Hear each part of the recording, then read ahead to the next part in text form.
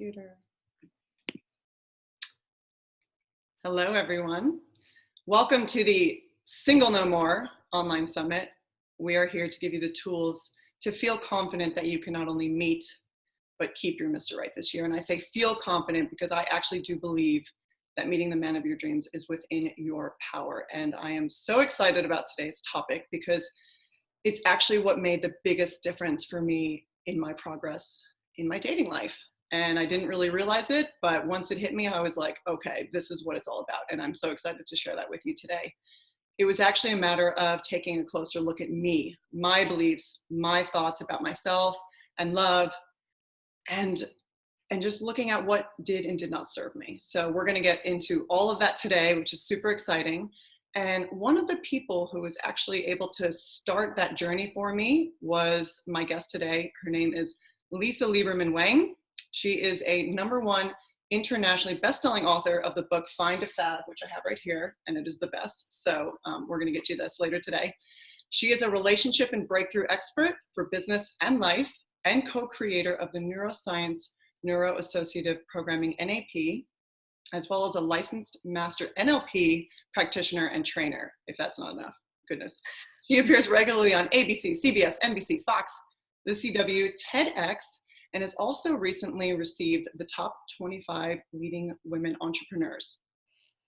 She helps women become more successful personally and professionally by removing the blocks that get in your way for true happiness, while giving you the tools and proven strategies to build a purposeful life.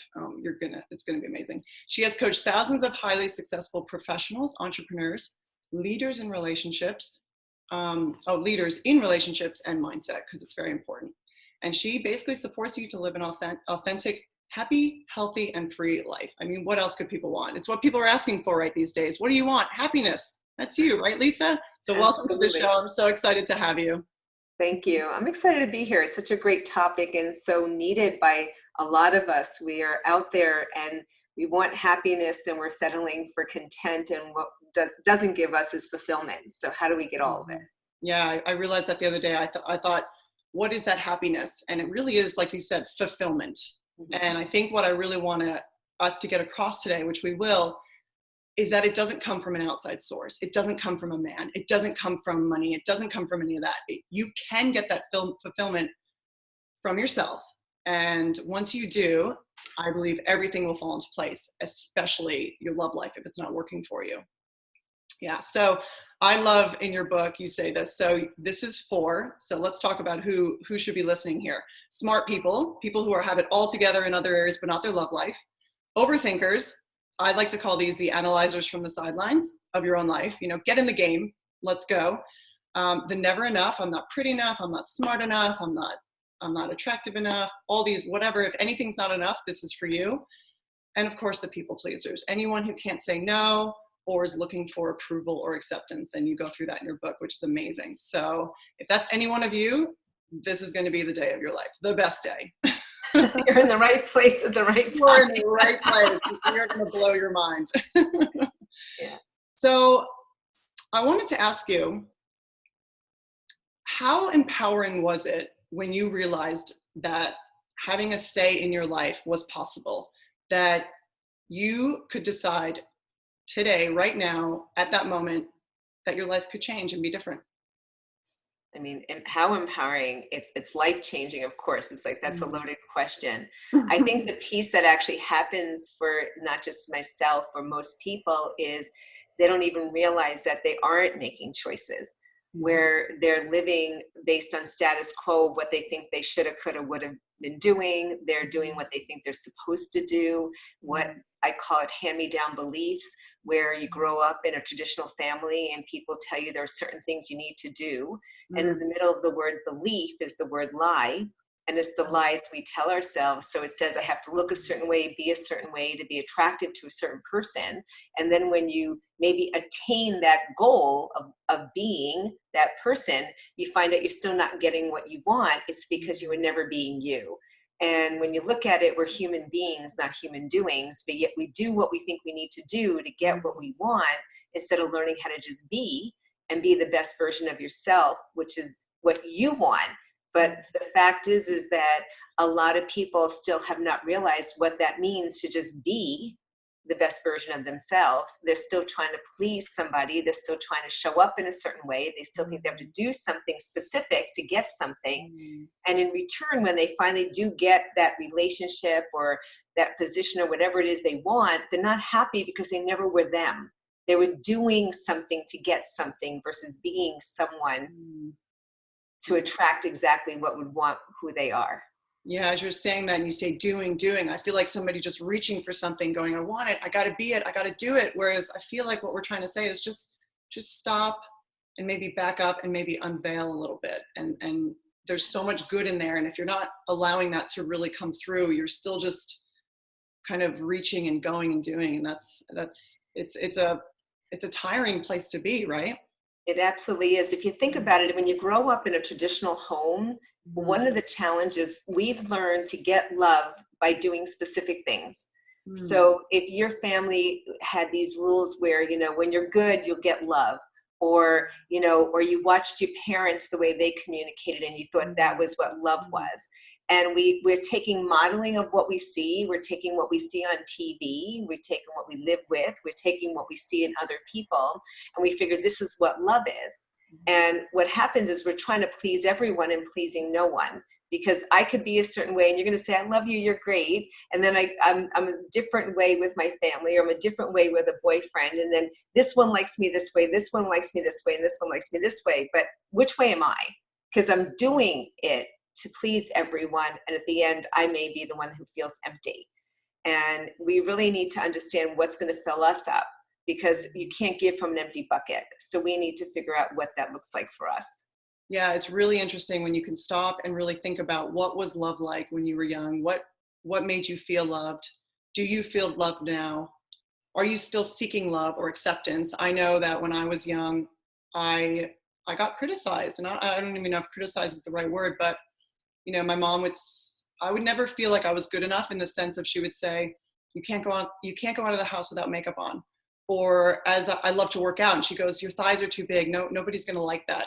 So I always felt like I had to keep being something or proving to her that I was good the way I was. And I think that when I was going to get a guy who was going to accept me for me, I was going to prove her that I didn't need to be anything else but me. But here I think I was harboring that need to show her, be accepted. And it was just a lot of not wasted energy, but it was energy I was putting out that I didn't need to be doing. Misdirected energy. So what happens is we become what we think we need to get love, but then you'll find out you'll be in relationships where you may not love the person. They'll love you, but they're loving what you're giving them versus who you are.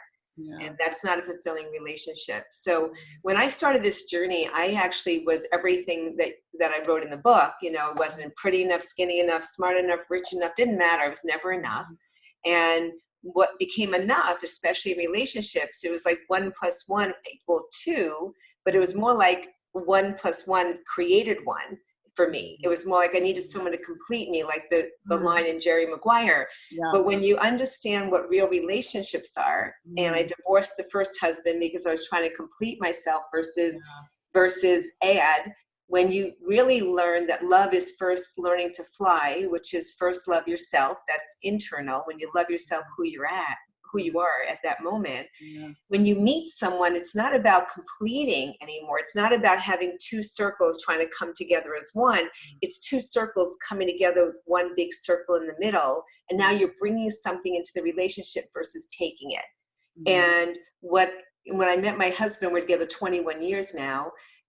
What ended up happening is he said, no, 1 and 1 is 11. It's exponential when you're coming as two whole people walking into a relationship, not someone trying to be, completed with another relationship. And the challenge is growing up from what everybody's been seeing on TV, or what we have on, I call it fake book, not Facebook, where we see what people want us to see. We're like, well, this one has this perfect relationship. This one has this. And I have the perfect relationship right now. Is perfectly imperfect. And the word imperfect is imperfect. And what's imperfect about it is that, it's finding someone who truly loves you where you're at. not because you have to do something special or different, or you need to be 10 pounds lighter, or you have to, get a facelift or get Botox or all the other crazy stuff that people are doing for no reason, but just someone who loves you as you are. And it works both ways. And I always started thinking about men being so different than women. Men actually say what they mean and mean what they say. I think we need to say it again so our girlfriends here hear me. Men say what they mean and mean what they say. Women say things, but it's not always what we mean. It's like we read between the lines. Yeah. So if a man says, I'm busy on Friday, guess what? He's busy on Friday. It doesn't mean, oh, I'm going to go, I'd rather not be with you. I want to do this. It doesn't mean any of those other stories. Right? It's like, it's just literally exactly what they said. Women, on the other hand, if I said, I'm busy on Friday, and you'd be like, what do you mean you're busy on Friday? Well, what do you do? What is this? Can you do this? Can you change this? Or can I come with you? And like women, we'll go ahead and we want to add all the other stuff. If men say they're not available, they're just not available. If a man says, you ask a man how he's doing or what is he thinking, and he says nothing, you're like, he can't be thinking of nothing. I can never think of nothing. It can't be nothing. But what happens is women think men are hairy women, and they get confused when they're communicating with them, and they think that they're communicating with a girlfriend where we don't communicate the same way. And the reason I'm even talking about this in the same realm of beliefs, the lies we tell ourselves, is we think that we, meaning women, I used to think that men were hairy women, that, if my husband said he was thinking of nothing, I'm like, that's totally impossible. I have never, I don't know if you have, been able to think of nothing. My head doesn't turn off. But literally, he could just sit there and go, I'm like, handsome, what are you thinking about? Nothing. Like, how could you be thinking of nothing? You're like, I don't know, nothing. Yeah. I'm like, oh, he has a nothing box. He literally has a nothing box. We don't have one of those. No. Our filing cabinets are all connected. There's never a nothing box. But the point I'm making is that trying to be something you're not is a challenge. Trying to think we have to be something to please someone is going to be a challenge, because when you finally figure out that you really have to please you first, you're not going to want to be in that relationship if they don't love you for who you are.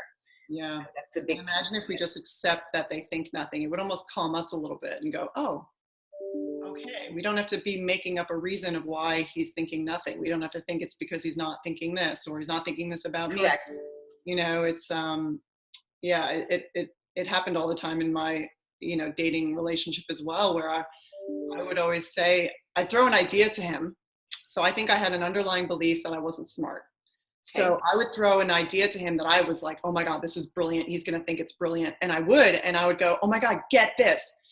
And he'd go, well, that's probably not true. What about this? And like, calling me an idiot, like in my head, of course. I got angry, and of course I got defensive because he was hitting a insecurity of mine that he was on board, but because he didn't like rah say, oh babe, that's amazing, and offered something better, I was like, you think I'm an idiot. And that's all I kept going around saying, he thinks I'm an idiot, he doesn't love me, he's not the one. And therefore I was like, well, it's not going to work, he's not the one. And I just realized how these beliefs and these stories that I was creating were just always leaving us in an unfulfilled, it wasn't good space. But if I really just stepped back and later on learned to calm my mind a little bit and say, if I even just like kind of intersect myself at that time and if I know that I'm smart and I have a great idea, and even if he doesn't think so, who cares? I know it's a great idea. Right. That's the important thing. And that's what I learned. And I was like, I don't need you to tell me I'm amazing. And you also get to offer something else to me. So I kind of win there, don't I? Well, and and that's important. And you actually brought up other thoughts for me. One of the things that a lot of women don't realize is men have something called WTP. And when we're in our masculine, when women, us, are in our masculine, we turn around to the WTP too, because we're looking for like, what's the point? What's the problem? Or what's the payoff? But men who are in the masculine, when we share something with them, they think they're supposed to fix it. Yeah. So if you tell them something and it doesn't register for them as being right, they're like, well, no, that's why he would do that. Well, no, that's not right because this, and this. And then they're thinking, what's the problem, right? What's the point? What's the problem? Well, they'll actually think about what we say. And then they may give us feedback, and we don't want the feedback. We just want to share. We're Why just won't going, you tell me that it was amazing? I just want to hear how smart I am. You're missing the point. You're trying to fix something that's not broken. Leave me alone. But we're thinking we're going to share this, but that goes again about being confident within yourself. Mm-hmm. So it's interesting. We ended up I have this program, Find to Fab, where I work with amazing, courageous, strong, brave women who just want to be even more in their life, personally and professionally. And I have a men's panel that comes in and where they can actually ask these men any questions they'd like. Mm-hmm. And they do learn about masculine, feminine, and all the other stuff, but they get to ask the men. And the one thing we said to each man is, what do you look for in a woman? And there was a single guy who was there. It was actually the significant other of some of the women that were in the room who did not know the men would be there. So there were 2 married couples, and then there was a single, and then my husband was there too. And it was interesting. The theme that every man was looking for was a confident woman. Mm-hmm. And the very thing you started with is how women will be thinking, like, what's wrong with me? They're thinking, am I, skinny enough, pretty enough? Am I enough? Whatever the enough is. And that is the biggest thing to cut down any relationship, because here's an important thing about relationships. A man feels like he's winning if you're happy. Mm-hmm. And I remember when I was courting my husband, I was like, handsome, what's the purpose of life? I call my husband Handsome, by the way. Love it. And I said, what's the purpose of life? And he says, to make you happy. Oh, and you go, oh, and I didn't do that. And I turned around and I was like, that is stupid. That's not your job to make me happy. It's my job to make me happy. What do you mean to make me happy? Yeah. And it took me a little while to realize, you know what a great purpose in life, that he just wants to make me happy. Now, here's the truth. It is my job to make me happy. But guess what? When I'm happy, he thinks he's doing a good job. We don't have to tell them, but you'd be like, you're doing a great job, baby. You're doing a great job. Yes, but then he's doing a good job. So know what he wants to do when he feels like he's doing a good job? Awesome. He wants to do more. Yeah. Because it's like, oh my God, I'm doing a good job. She's happy. Yeah. So then it's like the more times he sees me happy, he feels like he's getting points. Yeah. And he's winning and he wants to do more because he's like the hero. It's like, yay, I make her happy. So I want to be. And people will look at us and go, oh my God, you got the best relationship. It's like, do you know what work this is to make him think he's making me happy? Like, for him to realize that I'm making me happy. If we're waiting for that significant other to fulfill us, that goes back to what I was saying before. You're going to be disappointed a lot. But if you can be fulfilled and the other person compliments you and adds to your fulfillment and your joy and peace and everything else you want in your life, that's fulfillment. That's truly fulfillment. And I almost want to say, I think I realize that, ladies, we are the complicated ones, and we are the ones overcomplicating stuff. They're simple. Just let them be. Anything that you want done, it's probably easier to change it within ourselves. Yes. Versus trying to change them. Because again, if you're always trying to change someone, they're going to feel like, I'm not doing it right, just like I wouldn't want someone doing that to me. Right. So if we just sit back and enjoy and just know that they choose us and they love us and they're choosing to be with us. Yes. That should be all we need. And anything else that we're not getting, don't try to get from him. We need to get it from ourselves, or talk to our girlfriends, or go to a coach, because it can be there. And that was really, again, the only time that our relationship really shifted and changed was when I took my fulfillment into my own hands. And I love what you were saying before about the 1 + 1 = 11, because I totally fell for that crap. I was like, you complete me and my other half. And I thought that was so romantic. And then I went, oh my God, that means I'm only going to be half a person. If it's 1 + 1 = you complete me, I'm half a person. But then when I realized, oh, if I can be my whole self, he's his whole self, we bring it together. I like to think you have yourselves. I get my amazing life. You get your amazing life. And we have this thing called the relationship. That's phenomenal. But bigger than that, it really took the pressure off. Because before, I was, again, needing all these things from him. I needed, if you're my other half, you need to be perfect. You need to be generous. You need to be kind. You need to be smart. You need to be, compassionate. But then the minute he wasn't my other half and I still had me, I was like, oh, you got a job, you love me, you're thoughtful, it took the pressure off the amount that I needed from a man. And then all of a sudden he went from being not what I wanted to everything I wanted. It was like, it was crazy, but and what happens all within my head. And they'll do even more for you if they feel like they can win. This is so important in relationships. If a man doesn't feel like he can win, he stops trying. Yeah. You know, and one of the things I've learned, because I've done this before, I'm okay with saying I was married, I got divorced because my ex told me I was stuck with him, and I was like, I'm never stuck. And no way. My mother stayed with my father for the wrong reasons for 32 years, and I watched a miserable woman. I'm like, I'm not doing that. Yeah. But I'm with my husband 21 years now. So my first one was 8, this is 21. And I'm not old enough to have that much marriage in my life, but I still did that. And what I laugh about in a lot of ways is that, you know, it's, if you make them your hero, and you are showing up as the best version of you, it's easy.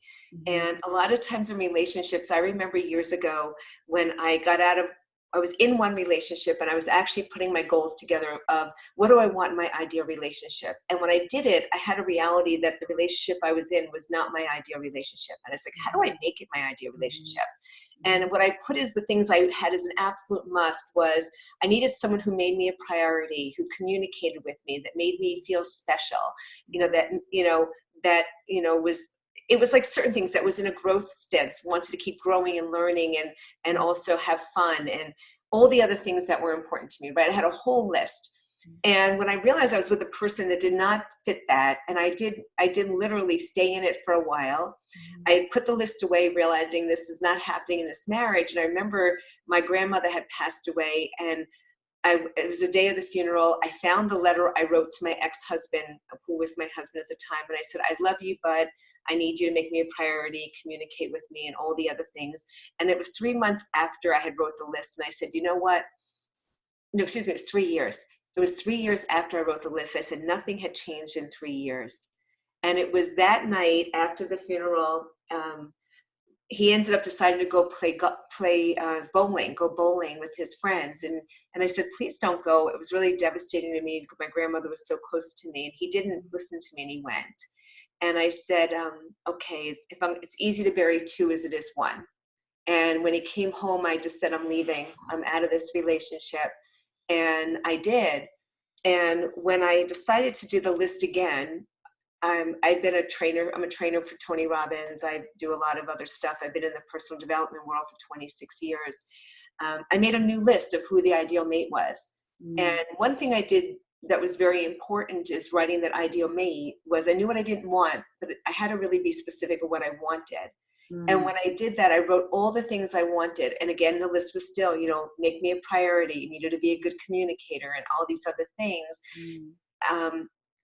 What I realized is I have this great list and what I want, but I turned around and added something most people don't do, is who do I need to be to attract that mate?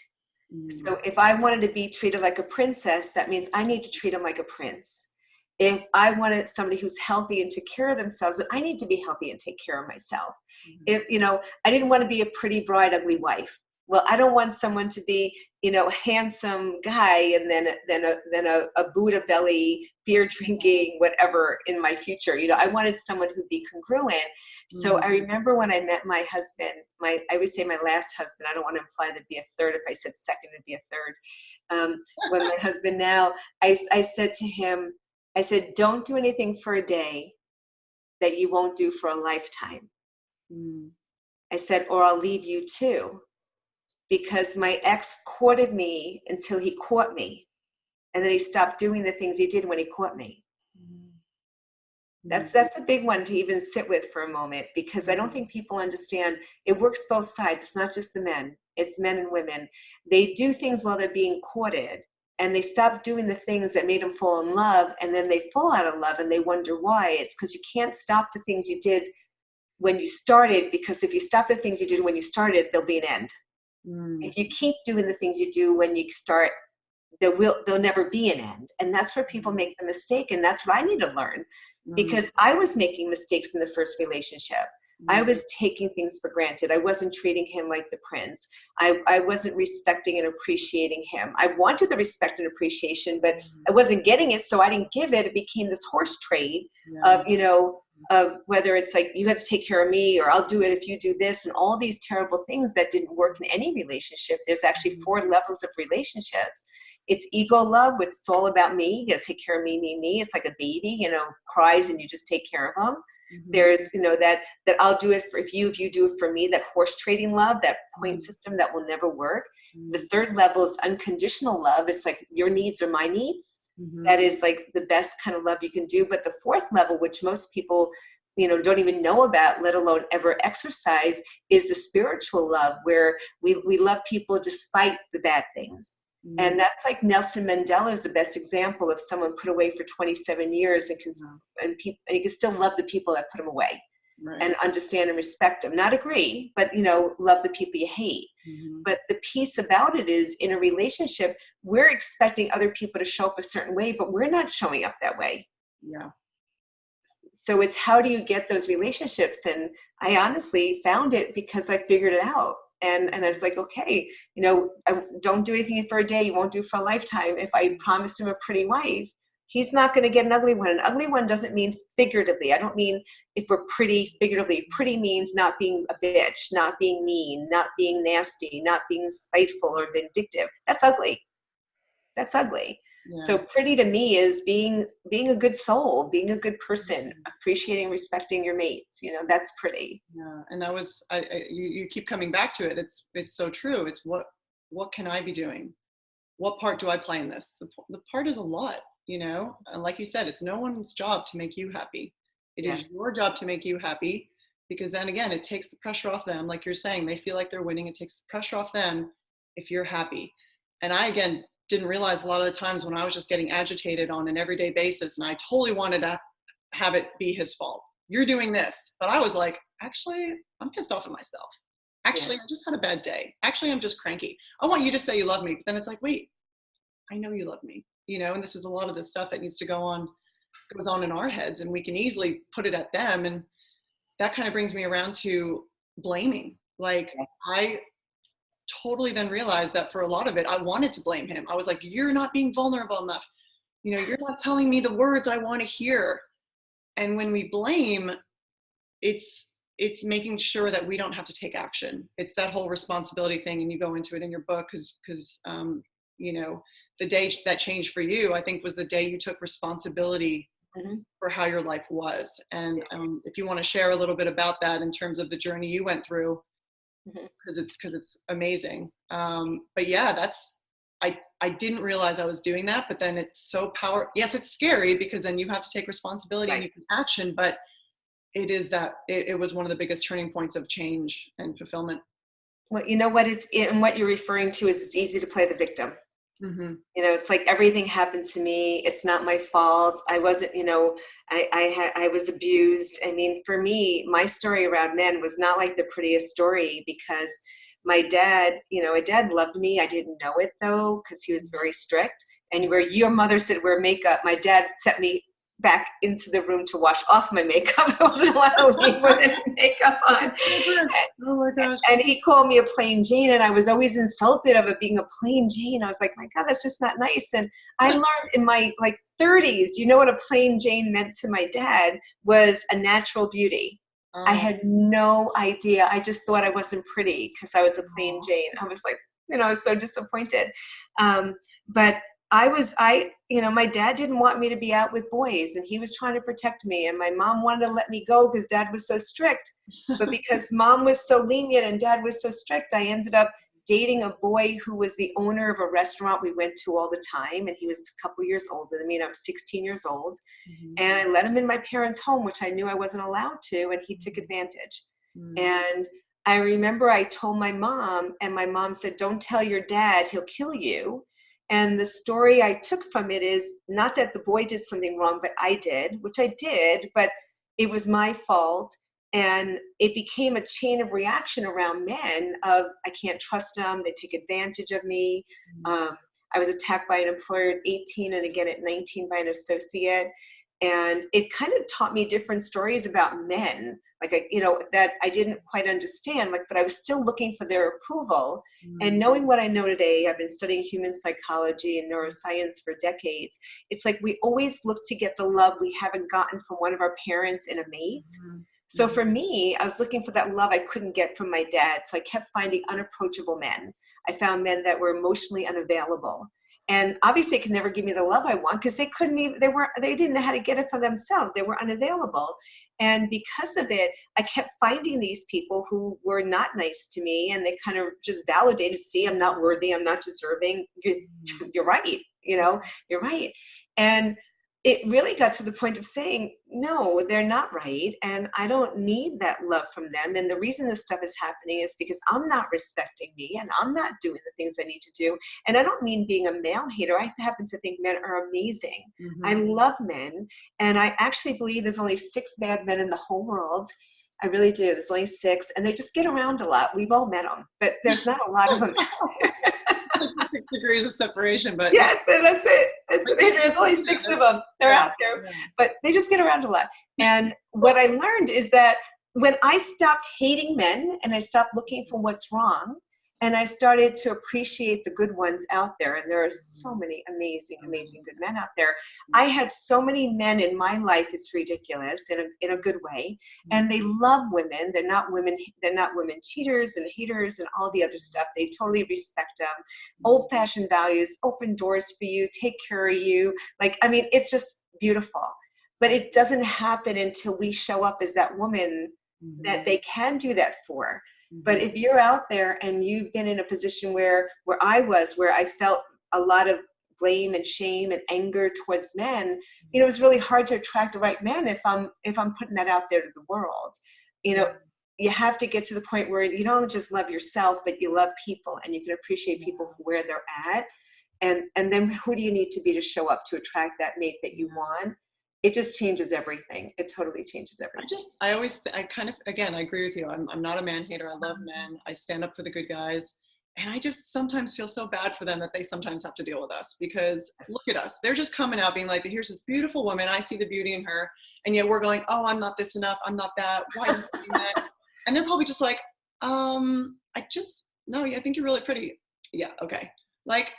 I feel so bad for them, because they see us. They don't have a lot of these kind of, I don't know. I kind of believe they don't have as many insecurities. Might be different, but it's certainly not the worthiness as much with women that I see.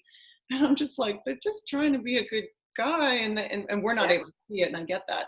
Yeah. But it's interesting what you say about the unavailable men. I totally did that. It always used to confuse me, though, that again, if I was seeking this love that I never got, why am I going for people who can't give it to me? And I think that next layer that I had to really realize was, I guess I was still scared of it, which was so hard to believe, because it was what I said I wanted. But then I think when it came close, I was like, and then that's why for me, I was always that 2-year girl. I hit 2 years, I broke up. 2 years, broke up. 2 years, broke up. And I eventually had to say, okay, girl, this is a pattern.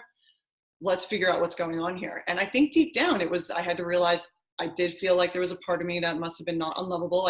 I wasn't loving myself as much as I could. I was very hard on myself.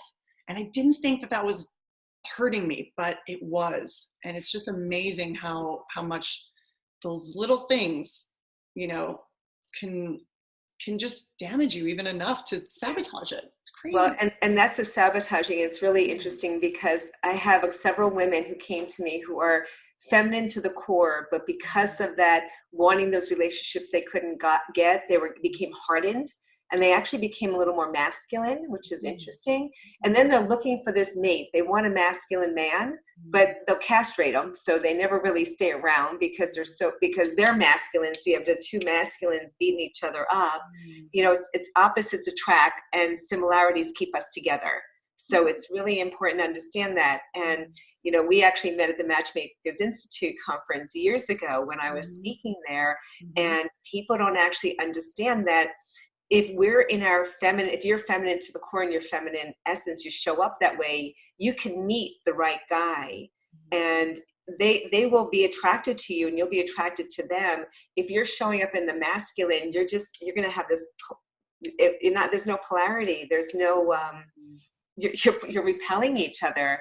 And I love when you said about, no, I'm not pretty, no, I'm not this. The guy already goes, I'm never going to win with her. Why even waste my time? And you wonder why these beautiful women who have low self-esteem are alone. It's because the guy says, I can't ever win with her. Why would I even try? And you'll meet someone who wouldn't be the ideal shape to somebody's aspirational physiology, but she'll be all happy and confident. And she's got this awesome man doting on her. And like, well, how'd she get him? Well, it was confidence, and that's a big thing. And it goes back to what I talked at the beginning, is that self-confidence. And how do you get it is you change the internal language. So I said the first thing was beliefs. We were talking about the lies we tell ourselves. The second thing that we need to change is our communication. And the communication is not just to what we say to other people, but what we say to ourselves. Like, are you showing up with all those I'm not enoughs? Or are you showing up feeling fulfilled and empowered and amazing and beautiful and loving with joy and peace and all the other things within you? Are you feeling lack? How are you showing up? What's the language you use? And then what are they hearing? That's a big piece of it. They say that there's 40,000 emotions in the English language, words we can use for emotions. And most of us live in a dozen. And out of the dozen, 80% are negative. So I always suggest for my clients that you should do 50 affirmations a day when you show up at your personal best, what's unique and amazing about you. And if you're really hard on yourself, use things like, what I'll say is like, I'm fabulous, awesome, I'm beautiful, I'm amazing. I say it every day in my birthday suit. I have my clients do that in front of the mirror. I say it so often for so many years. My husband believes it now. He wakes up, rolls over, does, looks at me, no makeup, whatever the hair is doing. And he says, good morning, gorgeous. That's the first thing he says when he wakes up, and he believes it. And when he started doing that, I was thinking, oh my God, you don't have good eyesight. But then I'm like, he has the best eyesight. Of course he's seeing, that's exactly what I am. Why do we tend toward that negative? I mean, obviously, is it a matter of just going, you know what, we just do, and we probably didn't get the love, and there's something there that we need healed, but let's just accept it. And let's just start making a change, and maybe starting with those affirmations. Because I think I realized when I started being kind to myself, I realized how unkind I was to myself. Because I didn't think I was unkind. I thought it was a little, self-discipline, get your act together, motivate you, you know you did wrong. I'm like, actually, no, I'm actually being really nasty to myself. Yeah. You wouldn't, if you would say to yourself, if you would say to your best friend what you say to yourself, then it's okay. But if you're saying things to yourself you wouldn't say to your best friend, then it's not okay. But realize that we have a 2-million-year-old brain that looks for what's wrong. Think about fight and flight. Our brain is 2 million years old. It's looking for what's wrong. That's its natural default. So it's going to find what you look for, you're going to find. And we're going to find all the things that are wrong. But that's where communication comes in, where look at what's right. What's right about you, what's right about the relationship, what's right about all this stuff, because we can always find fault, but we can also always find what's right? And that has to change. The third thing that actually I want to share that is part of self-sabotage and why we aren't in the relationships we want and the things that aren't the way we want happens to do with having to talk about something called a SHIP, which is our unconscious mind. And it has to do with our SHIP stands for an acronym: strategies, habits, impulses, and physiological control. It's why we do what we do. Think of it as the operating system to the computer. It's already programmed, like you talked about patterns and behaviors of what we do, right? It's already programmed to do things by well-meaning teachers, preachers, guardians, and parents. We have these rules and values and beliefs that have been put in there for however old you are. So it's running a program and it's looking to be right. It doesn't know the difference of right or wrong. It just knows it's a fact-seeking machine. If you tell it something often enough, its job is to prove you right and make it true. So if you're telling yourself stuff that doesn't serve you and you keep finding it in your life, it's because you got delivered what you asked for. So we really need to be aware. And if anyone's out there who feels like, geez, I'm just getting everything I'm asking for, it's not really what I want, I need to change that language, I need to change the communication, you absolutely need to do that to be able to get what you want. And I didn't always have what I wanted. I made all the mistakes, which was the blessing to be able to give me the tools to be able to have what I want now. I think it's so empowering, like you were saying, this operating system, just like a computer, you know how it gets updates? Yep. You can update it today. Anyone can update it right now. Anyone can wake up or just say, go from thinking, oh, today's going to be shit to today's going to be a epic day. Today is a gift. I don't know what's going to happen today, but maybe I'll meet the man of my dreams. Maybe I'm going to run into him in the coffee shop. Again, Yeah. I get it. It's going to tend toward what it's used to. And if you don't override that, Yes. and I think once you start to override it, then that becomes the new habit. Is that right? Like it kind of just, Yep. then you don't have to, I feel like you got to make that shift in the beginning and override it and go, no, I can see where you want to go here. It's Well, the I'm gonna default. be even more positive. And then I think it becomes easier to stay positive. Is that right? Absolutely. It takes 20 positive statements to counteract one negative, is what science shows us. So that's why I start everybody with 50 positive things every day. When you show up at your personal best, what's unique and amazing about you. And that way your mind's already set up for all the things that are great. And the truth is that, I remember back when I was skinnier than I am now, and I'm only 114 pounds at 5'2", so I'm not heavy at all. I'm like the perfect weight, but I was 95 pounds and I thought I was fat. And now I'm 114 and I think I'm perfect. Do you understand? Like, I was never skinny enough. Yeah. But today I'm heavier and I'm perfect. Well, what is it? The only thing that changed is the thoughts, is the beliefs, is what I told myself. But before, I thought I had to be even skinnier to be perfect. No one would love me. Do you understand what I'm saying? I thought I had to have certain things or be certain things. And my husband doesn't know if I gain a pound or two. It doesn't make a difference to him. So we got rid of the scale because it shouldn't make a difference to me either. And it doesn't. Do you see what I'm saying? It's like our love, it doesn't have to be on a scale. Our love doesn't have to be on what we do. Our love doesn't have to be on what we have. Just being, again, going back to where we started, just being is enough. Yeah. And that's really where we need to come from, is how do we accept ourselves perfectly imperfect where we are? And then what can we bring to the world, being present and giving the gifts that God has already given to you, to yourself and others. And like that I've always said, no one's looking for anyone perfect, just someone perfect for them. It's very similar. And again, I didn't think, the other thing we were saying about this perfectionism. I love in your book how Tony Robbins said to you, and I know that was a big turning point for you, was when he said, perfectionism is the lowest standard. And you were like, excuse me? And it's like I'm thinking I'm doing pretty good. What's wrong with me? I got it. And it was that same thing. It came back to that fairy tale that I was thinking about. It was the movies I see, this, what it should be, and how then if they're not perfect, I'm not, am I good enough for them? And it makes for this almost unattainable goal. So you're always disappointed. And again, and I love how, when you said, if you actually believe that, if you're looking for imperfect, it takes the pressure off. Yeah. And it's so freeing. So I can see that now, and I could definitely see it in myself, how that, and again, I didn't think I was a perfectionist, but it was totally killing me. Yeah. And I don't know whether it was just in the love area. There's probably a lot of areas, but it's usually, if it shows up here, it's there too. How we do anything is how we do everything. That's the thing. I'll do a race and I'll go, I know what I can do better next time. And it's but you need to do step 7 out of the 7 secrets. Step 7 is celebrate, practice peace and gratitude.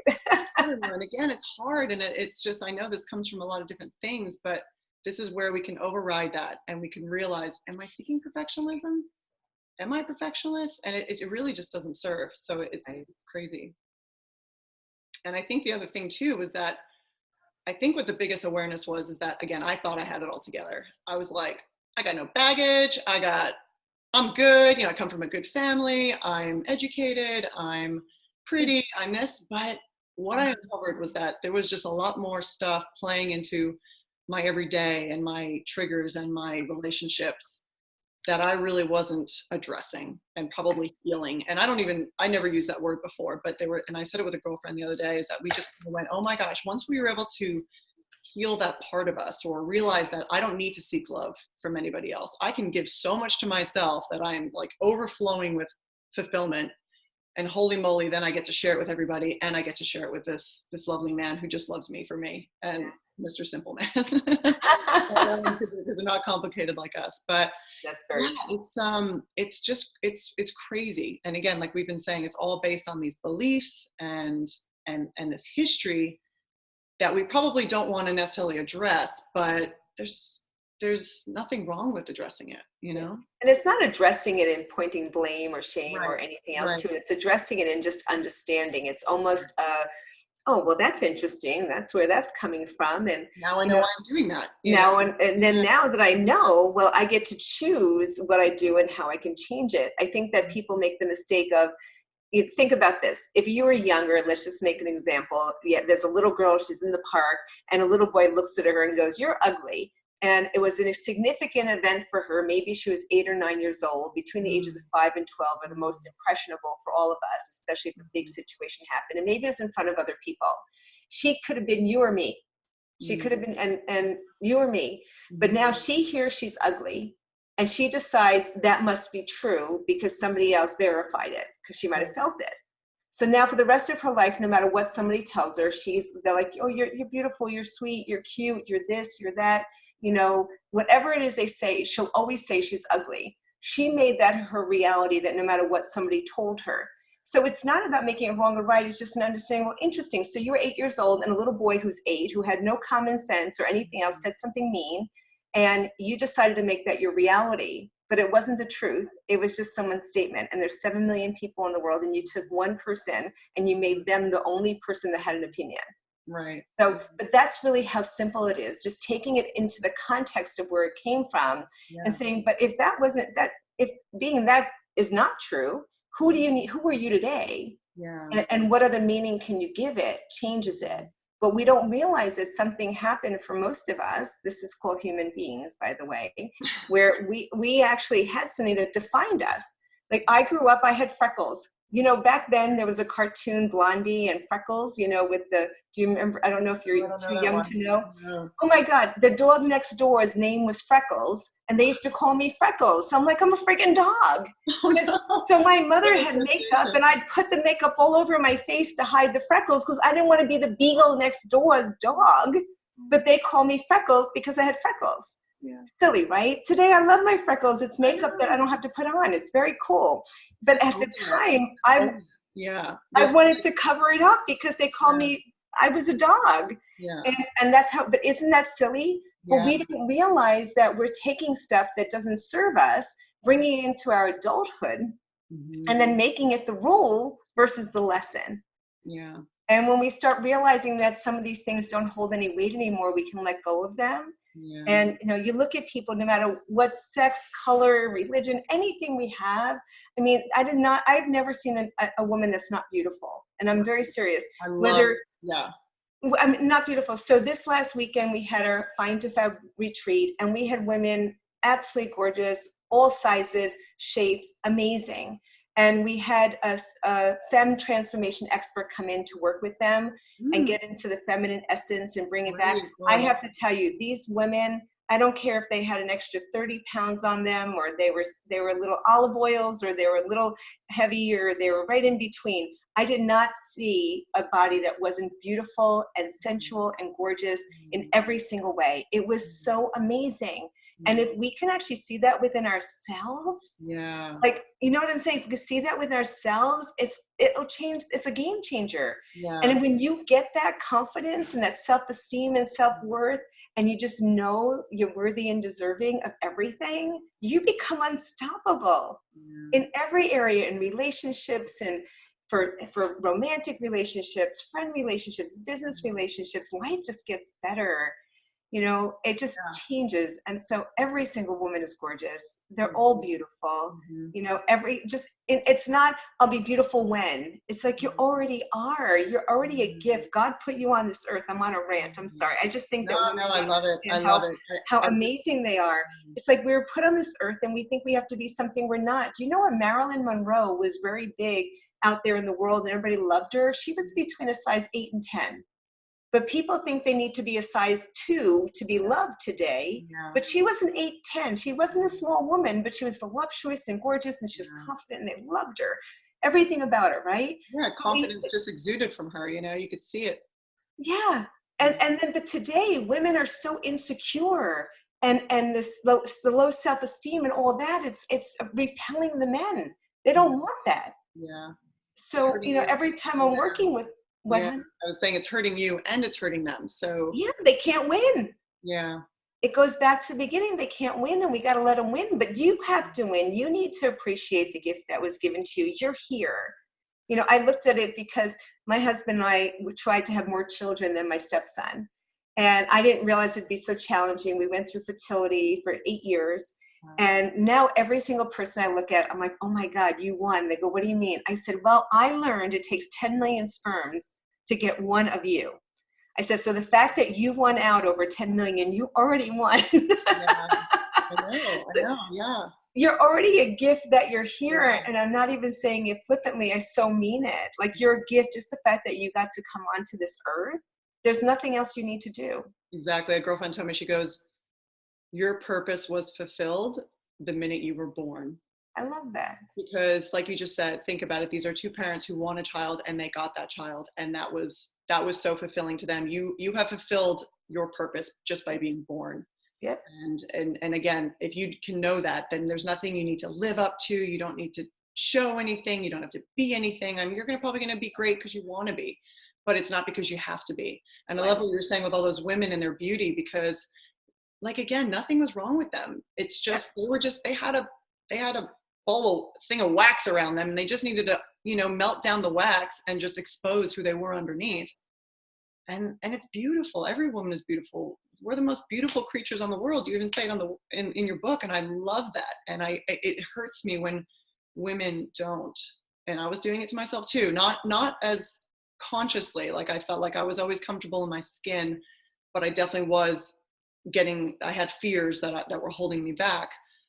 But if women just realize the beauty and the prize that they are, I just feel like everything would shift, right? Absolutely. Like, well, look, I spent 13 years in dis-ease with myself, and I used food to binge and purge and feel bad because I couldn't be skinny enough or pretty enough and all the other stuff. And 26 years I haven't done that to myself. And that's why I'm not 95 pounds anymore. I'm 114 and totally good with it. It's a perfect weight for me. But the piece that it is that, you know, understanding it was a journey. And it doesn't matter where you are right now in your journey. You can make a decision right now to choose to be happy with who you are. And when I say happy, healthy, and free, or happy living an authentic life, is because learning to be happy, not just be happy, but happy with who you are within yourself. You know, healthy, taking care of yourself, mind, body, spirit, you know, being present for you, you know, really caring about what goes into your body, who you are, who you allow to be near your body, all the other stuff, and free just to be you, not to be what you think you have to be, but just to really just whatever feels right for you, which to me is like releasing the bondage of trying to please everyone and pleasing no one. You know, of being the best version of you. And when you figure out that piece, that's the magic. That's the gifts in everything we do. That's the freedom that we all want. And I got to tell you, there's no better thing in life than to be free. Totally. I want to add on to what you were saying before with those words about when, you know, something somebody said when we were a child. And I want to take it a step further and say, even something that somebody says today, someone says, like you said, you're a bitch or you're ugly or whatever. Why am I going to let their opinion of me matter more than my opinion of me? Right. And they don't even know you. They don't even know me. Or even if they do, who cares? Who are you? You have your background. You have your things. Great.